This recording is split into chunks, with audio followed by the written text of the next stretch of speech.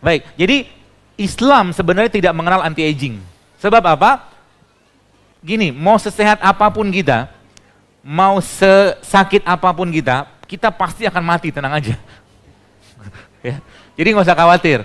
Jadi tapi ini bentuk, jadi gini, kita perlu kita perlu memikirkan bagaimana di sisa-sisa kehidupan kita ini atau umur kita ini, misalkan kita bisa panen amal jariah gitu kan, atau mungkin kita banyak bersyukur. Salah satunya tubuh kita ini. Maka zaman sekarang kalau boleh saya katakan, tubuh kita pun nanti akan dihisap sama Allah. Tetap akan dihisap. Kenapa selama ini banyak sakitan? Aku ciptakan kau bukan buat sakit-sakitan. Kan judulnya gitu. Aku ciptakan kau untuk makan produk-produkku, kata Allah gitu lah, kurang lebih. Dan itu Allah sampaikan dalam surat Abasa dan banyak lagi surat-surat yang lain. Makanya apa? Kembalilah kepada Allah, kembali pada Allah, kembalilah pada produknya Allah. Di sini semua obatnya. Ya, dan bagaimana cara kita bisa terus-menerus awet muda? Masya Allah. Jadi Islam itu kalau kita ngerti konsep itu sekarang, maka Anda mulai sekarang akan lebih senang lapar daripada kenyang. Kenapa? Karena ada satu proses dalam tubuh kita itu namanya otofagi. Otofagi itu adalah proses melaparkan diri kita. Kalau dilaparkan, apa yang terjadi? Maka tubuh akan memakan sel-sel yang rusak. Sel-sel yang sudah aus, yang rusak, selama itu dimakan sama dia, lama-lama tubuhnya akan berseri kembali. Dia akan bikin sel yang baru nanti. Caranya apa? Caranya kasih dia bahan baku yang tepat. Itu aja kata kuncinya. Sehingga nanti Ramadan, subhanallahnya, dosa banyak-banyak makan, tapi kita membiarkan tubuh kita lebih sering atau mengurangi kalorinya sebanyak mungkin kita bisa. Kalau kan rata-rata satu hari orang itu bisa makan kalori ya kurang lebih sekitar 2000 sampai 2200-an. Jadi Anda ngurangi berapa banyak? Cukup 500 saja sehari makan. Dan kalau Anda bisa benar-benar lebih banyak mengkonsumsi serat, maka dia akan repair, dia akan memperbaiki DNA kita. Serat dapat dari mana? Dari sayur. Dari sayur. Jadi buah bisa nggak bisa, tapi dia urusannya ke biotik yang ada di pencernaan kita. Itu urusannya buah. Tapi kalau sayur dia bisa sampai ke tingkat gen. Ya makanya nanti Ramadan Anda lebih banyak makan sayur dan yang 5 hal tadi stop. Ya sudah saya bikin kok di IG resep sehat selama 30 hari Ramadan. Sudah bikin kan? Udah lihat kan? Perlu cheating lagi nggak? 11 bulan kurang cukup cheating apa? Ramadan pun enggak. Jadi nanti Ramadan urusan kita apa? Ramadan teman-teman sekalian, urusan kita sama ibadah aja. Enggak usah ribet lagi urusan. Kenapa Indonesia begitu meningkat inflasi loh ketika Ramadan? Kenapa? Karena Ramadan orang lebih banyak mikir makan apa, buka apa, sahur apa. Betul? Dan Ramadan nanti saran saya sih, bagus kan nanti Ramadan jangan sering-sering bukber.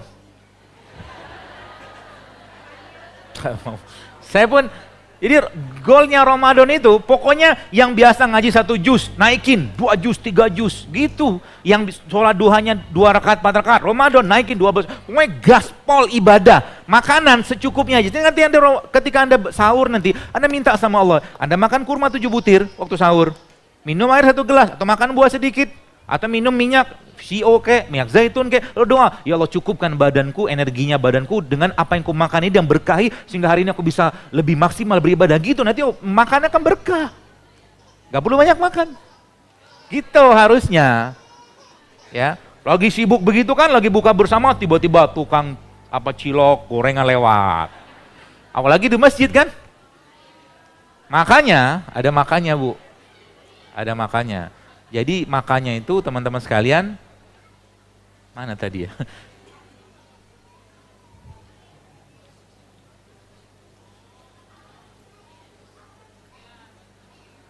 Hunger is the first discipline. Ya, lapar itu adalah disiplin atau elemen pertama disiplin kita.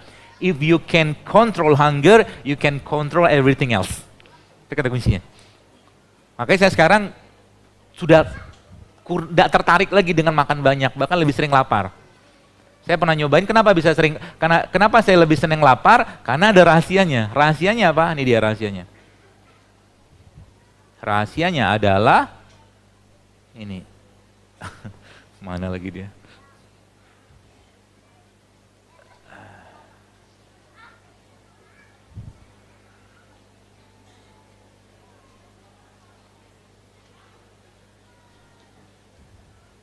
Ini dia. Rahasianya adalah, Bu sekalian, Semakin lama Anda melaparkan diri Anda, tidak makan ya tapi minum oke. Kenapa? Dok, ngapain nyiksa diri kita? Bukan masalah nyiksa diri. Sekarang Anda mau lihat, saya jujur, saya mau tanya. Selama ini, katakanlah Anda hidup sekarang umur Anda misalkan 25 tahun, 30 tahun lah misalkan. Selama ini saya tanya, tolong jawab, berapa tahun Anda hidup sehat? Diajak hidup sehat sebentar aja, ngomelnya minta ampun. Hidup sehat itu bukan gaya hidup, tapi memang keseharian kita harus seperti itu. It's not lifestyle. Bukan hanya habit, tapi bagian dari ketaatan. Maka saya katakan, tak ada guna Anda sehat kalau malam nggak bisa bangun tahajud. Tak ada guna kita sakit, tapi dengan sakit tak mampu dekat sama Allah. Tak ada guna minum infus water, tapi ngaji cuma selembar sehari. Tak ada guna. Semuanya adalah buah dari ketaatan. Kesehatan kita adalah buah dari ketaatan kita. By hour of 20, kalau Anda baca di sini, di jam ke-20 Bapak sekalian, subhanallah, tubuh Anda akan berubah menjadi fat burning machine. Canggih kan tubuh kita?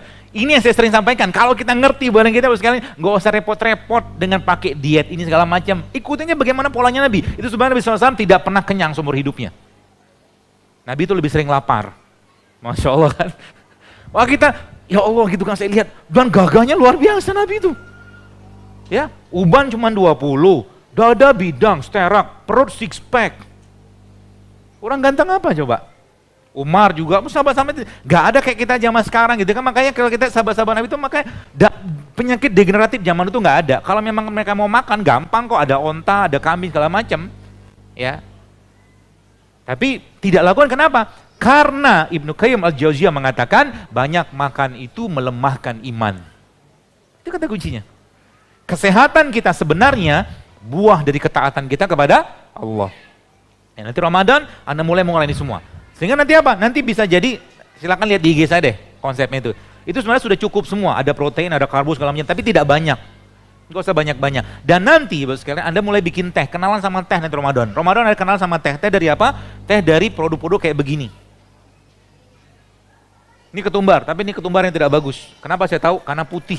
Ketumbar itu aslinya coklat. Ya, saya diajarin sama tukang bumbu. Dia bilang, Pak, nanti kalau Anda beli ketumbar, carilah ketumbar yang warnanya masih coklat. Karena kalau udah begini, biasanya diputih nama mereka. Ya, dia apa ini nih? Wah, Anda pernah baca di IG saya, subhanallah. Jadi beliau-beliau inilah yang nanti akan merepair gen kita. Ya. Apa yang terjadi? Dia kan bahan bakunya di sini. Ada asam aminonya, ada proteinnya, ada vitamin, trace elemen, semua ada di sini. Masya Allah.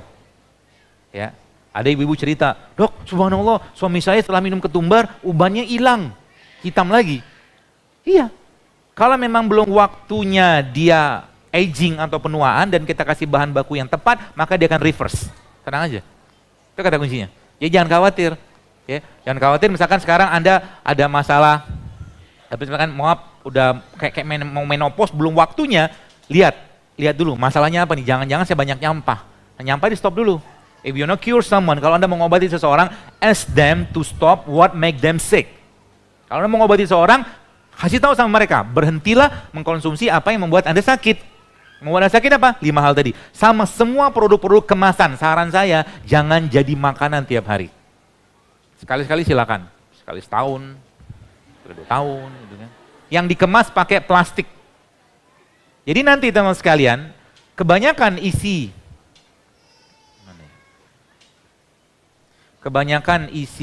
apa tuh namanya? Semoga ada.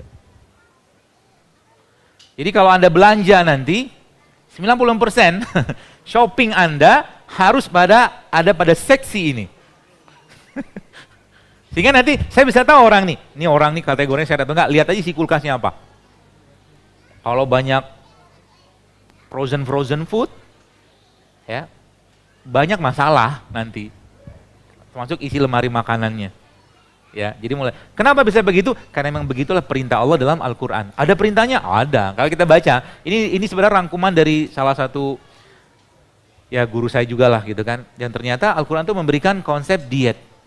Ya, nanti ingatin saya konsep itu. Tapi sebelumnya nanti teman-teman sekalian, kalau Anda mengerti, sudah mulai memahami ini, maka sebenarnya makanan itu akan memberikan mood. Mood itu apa? Enzim.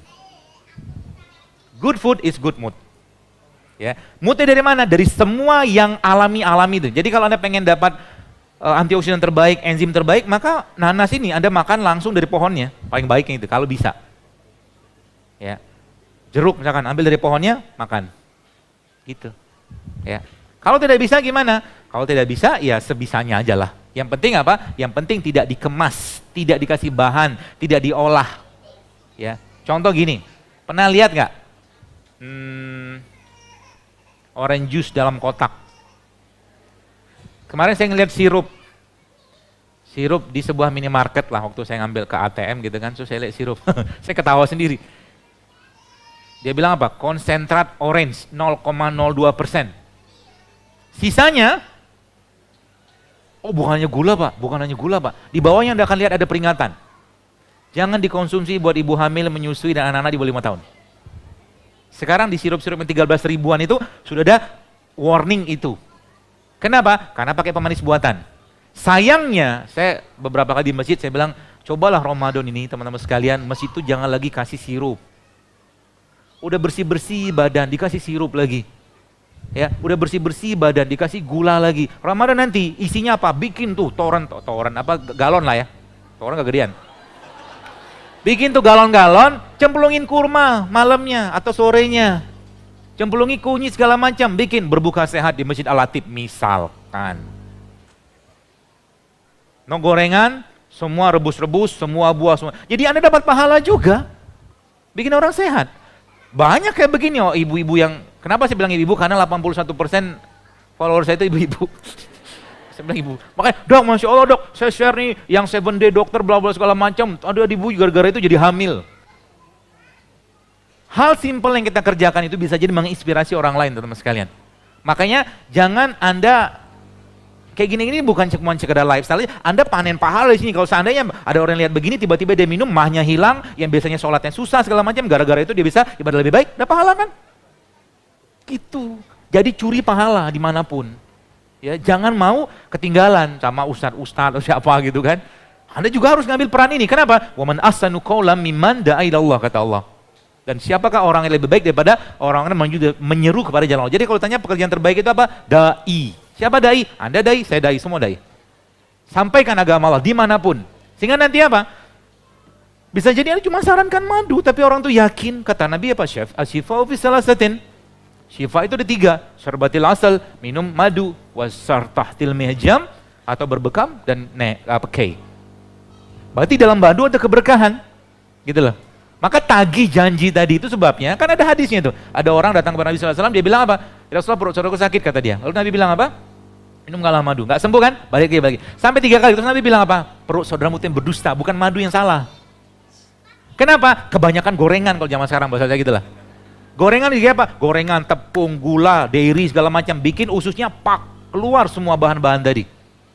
Ya, ngeri loh Bu sekalian, kondisinya. Ya sekarang ini yang kita bahas ini sebenarnya peradaban loh. Artinya sekarang kalau kita nggak mau aware dengan ini semua, maka 10-20 tahun yang lagi sekalian Indonesia akan panen penyakit, nauzubillah min dzalik. Panen benar-benar penyakit. Dan demografi penyakit saat ini betul-betul menurun. Dulu katanya penyakit stroke, darah tinggi, kencing manis itu katanya di orang perkotaan. Sekarang apa? Di kampung udah banyak. Bejibun orang begituan. Orang dekat rumah saya itu dia kena autoimun. Anaknya lupus, udah hampir berapa tahun gitu kan, Masya Allah. Ya. Makanya hati-hati banget. Dan jadikan ini sebagai sarana dakwah kita. Jangan mau ketinggalan. Ya. Nah, terakhir, Anda perlu berkenalan dengan tadi. Berkenalan dengan para, kalau saya nyebutnya mazhab rempah, saya bilang.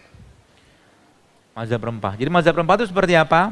Jadi banyak rempah-rempah yang Allah ciptakan Bu sekalian itu subhanallah mereka hampir sebagian besar ya, pas 11 kurang 2 menit. Hampir sebagian besar mereka 0 kalori. Nih contohnya ya.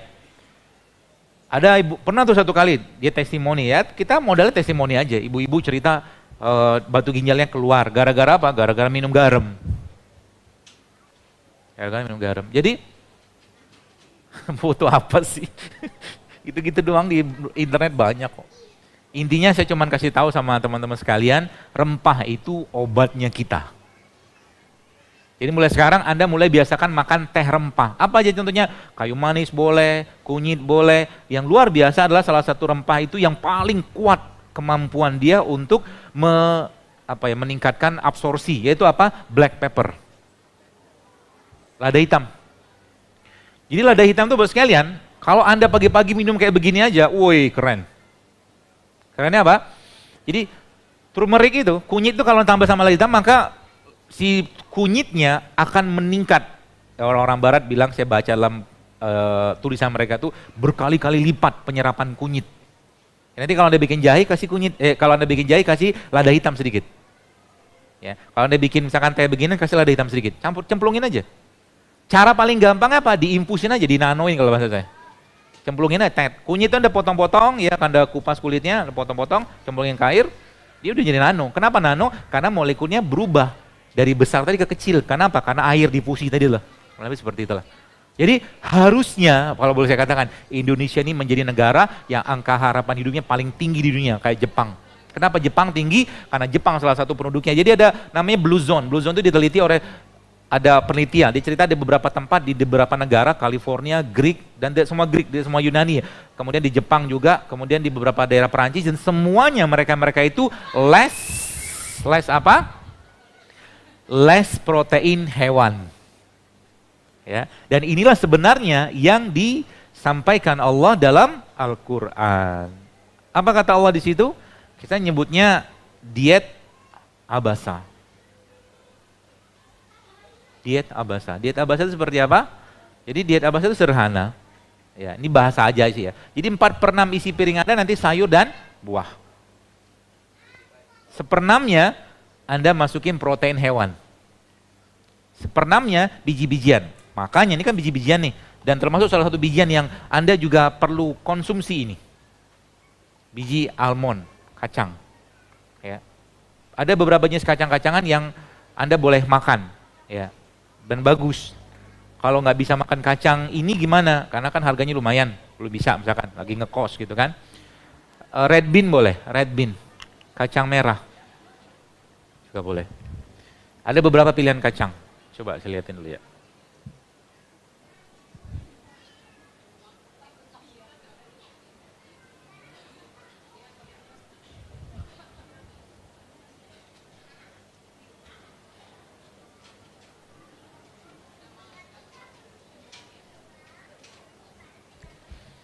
Jadi kalau tadi ada bahasa leaky gut itu obatnya apa? Rempah dan puasa, itu kata kuncinya. Yang bocor tadi loh. Catatannya apa? Jangan bikin dia berat lagi. Ya, beratnya 5 hal tadi. Ya, itu kata kuncinya. Jadi ada beberapa jenis kacang-kacangan yang subhanallah powerfulnya luar biasa. Yang kemarin saya sempat share, belum saya share di IG. Tapi salah satunya adalah ini nih, Brazil nut ini bos sekalian. Brazil nut ini adalah salah satu kacang yang diteliti oleh seorang dokter di Amerika itu ternyata bisa menurunkan kolesterol begitu cepat. Jadi semua jenis kacang-kacangan ini dia sebenarnya punya peran penting untuk apa? Untuk metabolisme kolesterol dan jantung. Ya, kacang-kacangan. Masya Allah ya, luar biasa. Jadi produk Allah itu the best. Ya, makanya sekarang kita back to Allah, back to produknya. Ya, ciptaan lah. Saya sebutnya produk ciptaan Allah gitu kan. Seperti itu. Di mana letaknya dia? Sayur, buah, kacang-kacangan, biji-bijian, termasuk tadi yang tadi saya cerita diet abasa tadi, ya. Jadi mulai sekarang kalau Anda mau hidup jauh lebih baik, maka 4/6 isi piring Anda adalah sayur dan buah. 1/6-nya adalah biji-bijian, dan 1/6 lagi baru apa tuh namanya? Protein hewan. Ya. Jadi kalau salah satu yang tips saya teman-teman sekalian, jadi termasuk ini nih ya, jeruk nipis ini. Ini the best banget ini. Ya, jeruk nipis ini salah satu yang bisa juga memperbaiki leaky gut. Ya, pencernaan ya. Dan puasa sebenarnya secara umum dia bisa memperbaiki itu, tapi kita butuh bahan baku yang lain. Bahan baku dari apa? Dari enzim, dari mineral, dari asam amino. Dapatnya di mana? Sayur, buah, dan kayak beginian. Ya, makanya nanti kalau Anda mau makan Ramadan, saya kasih resep masakan Ramadan. Mau nggak? Caranya gimana? Anda potong buah kayak begini nih. Ini buah dipotong, lalu Anda kebanyakan.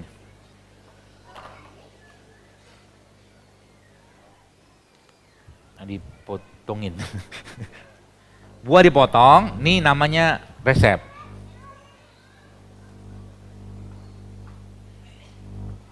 Ya cukup. Buah dipotong, kasih air, kasih jeruk kayak begini. Lalu kasih madu. Secukupnya ya. Lalu ada garam nggak? Kasih garam.